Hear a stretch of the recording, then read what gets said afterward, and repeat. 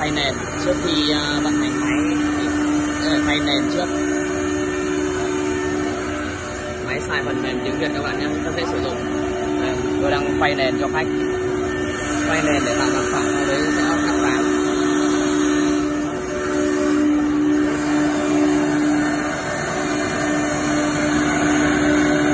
Đây là thay nền 2 ly do Daklak.